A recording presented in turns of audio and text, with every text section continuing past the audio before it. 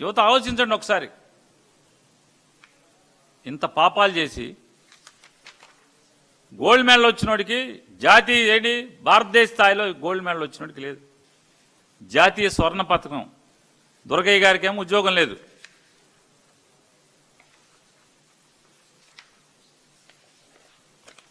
వీళ్ళిద్దరూ చూడండి.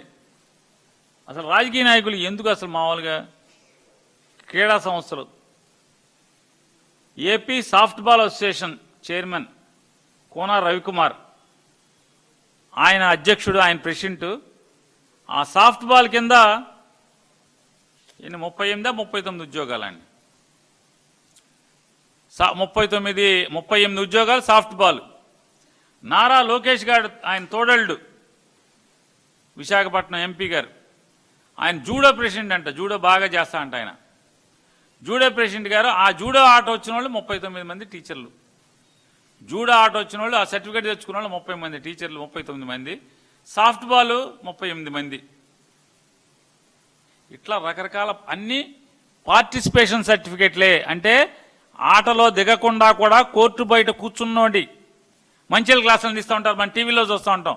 బయట కూర్చుని గబాబా మంచిల బాటిల్ తీసుకెళ్ళి ఇవ్వటం, లేకపోతే ఏదైనా బ్యాటరీ ఇరిగిపోతే బ్యాటరీ తీసుకెళ్ళి ఇవ్వటం. ఎక్స్ట్రా ప్లేయర్లు పార్టిసిపేషన్ కూడా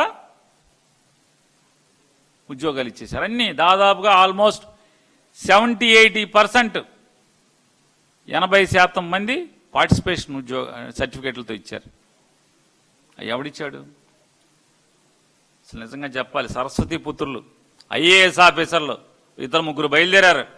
వాళ్ళు చెప్తున్నారు, మీ దగ్గర ఆధారాలు ఉంటే ఆ సర్టిఫికేట్లు ఫేక్ అని మీరు పిటిషన్ పెట్టండి, మేము చూస్తాం, పగలు తీస్తామని చెప్తున్నారు.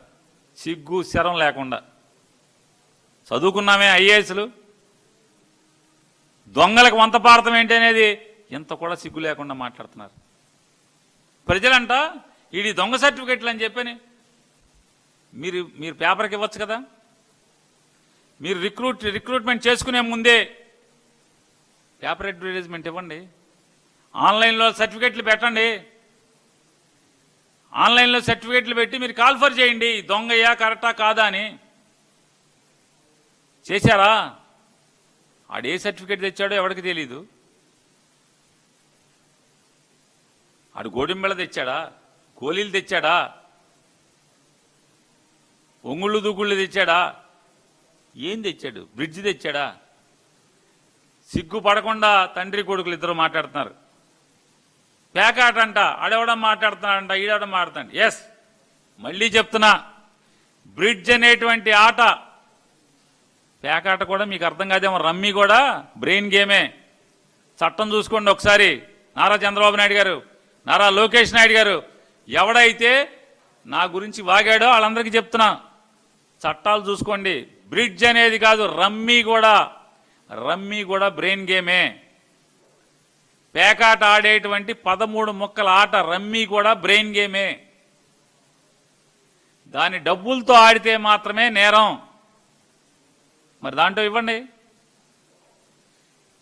రమ్మీలో జోకర్ ఉంటుంది, బ్రిడ్జ్లో జోకర్ ఉండదు. జోకర్ లేకుండా 4 ఆడతారు, 4 మాత్రమే ఆడతారు బ్రిడ్జ్ అంటే. రమ్మీ అనుకోండి, ఒక సెట్ అయితే 2 ఆడతారు, 4 సెట్లు అయితే ఇంకెక్కువ మంది ఆడతారు, 3 సెట్లు అయితే ఇంకెక్కువ మంది ఆడతారు. ఆటగాళ్ళని బట్టి సెట్లు పెరుగుతాయి, ప్యాక్ సెట్లు. జోకర్లు ఉంటాయి రమ్మీలో. జోకర్ లేకుండా ఆడే ఆట బ్రిడ్జి.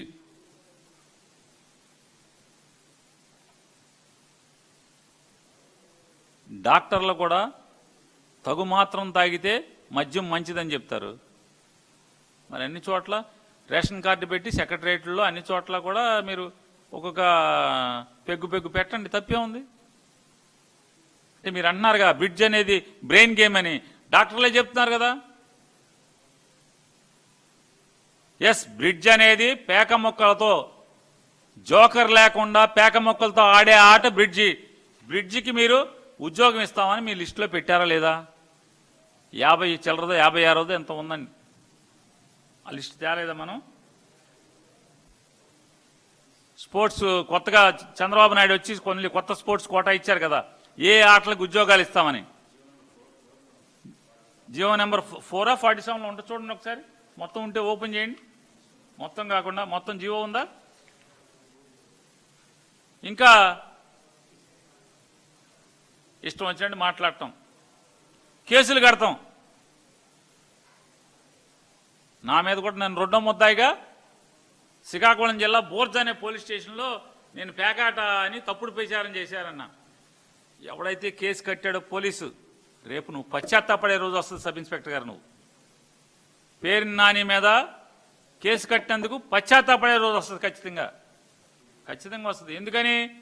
నేను పేక మొక్కలతో నువ్వు టీచర్ ఉద్యోగాల నియామకానికి అది కోటాలో పెట్టారని నేను అన్నందుకు ఒక ఆడపిల్ల యూట్యూబర్ నా వీడియోని ప్రదర్శించిందంట. నేను రెండో ముద్దాయినంట. ఖచ్చితంగా అనుభవిస్తారు మీరు.